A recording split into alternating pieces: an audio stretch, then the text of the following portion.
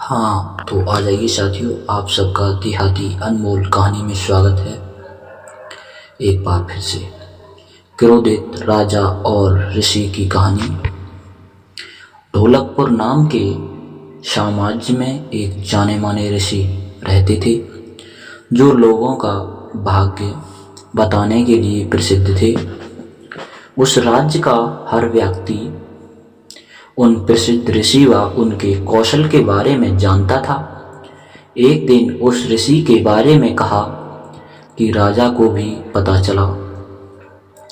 राजा के मन में भी अपने भविष्य को जानने की इच्छा होने लगी और साथियों, इसी के चलते उसने अपने सैनिकों को ऋषि के पास भेजा और पूरे सादर सम्मान के उन्हें महल ले जाकर आदेश व आमंत्रित दिया। राजा की आज्ञा के अनुसार सैनिक ऋषि के पास गए और ऋषि को राजा का आमंत्रित सुनाते हुए उनसे महल चलने की प्रार्थना करने लगे। ऋषि भी सैनिकों के साथ महल चलने के लिए तैयार हो गए।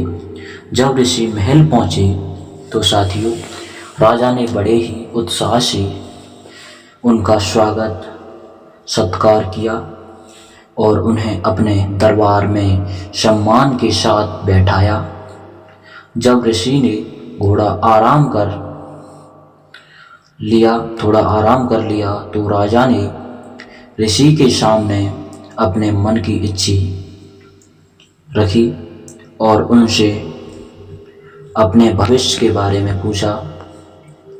ऋषि ने राजा से उनकी जन्म कुंडली मंगाई और उसे ध्यान से देखने लगे। कुछ देर तक राजा की कुंडली देखने के बाद प्रसिद्ध ऋषि ने राजा को बताया कि भविष्य में उनका भाग्य आशीर्वाद भरा हुआ है और जीवन में सब कुछ अच्छा ही होगा। इस तरह ऋषि ने राजा के भाग्य के बारे में अच्छी अच्छी बातें बताईं। तो साथियों, राजा खुद की से जोड़ी भविष्यवाणी सुनकर बहुत प्रसन्न हुआ। उसने खुश होकर ऋषि को सोने और चांदी के उपहार दिए। इसके बाद राजा ने ऋषि से अपने भविष्य से जुड़ी दुर्भाग्य के बारे में पूछा। तो साथियों,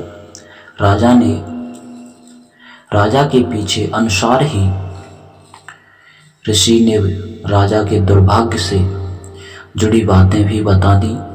उन्हें सुनकर राजा बहुत क्रोधित हो गया। वह गुस्से में ऋषि पर चिल्लाने लगा और धमकाते हुए कहा कि इतनी बेतुकी बातें करने की आपकी हिम्मत भी कैसे हुई।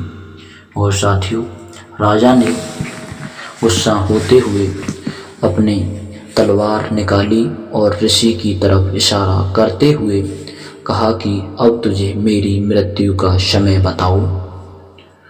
ऋषि समझ चुका था कि राजा अपना दुर्भाग्य सुनकर उस पर क्रोधित हो गया है।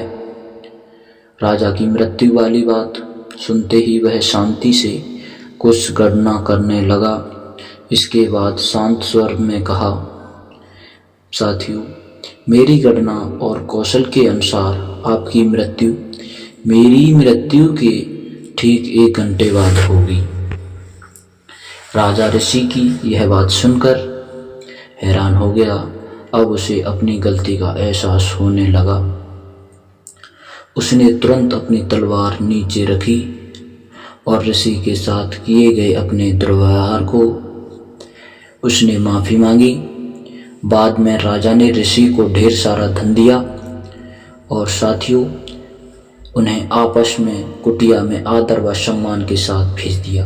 कहानी की से सीख, मुश्किल परिस्थितियों में हमें समझदारी से काम लेना चाहिए और मन को शांत रखना चाहिए। यह हुनर हमें हर परेशानी से बाहर निकाल सकता है।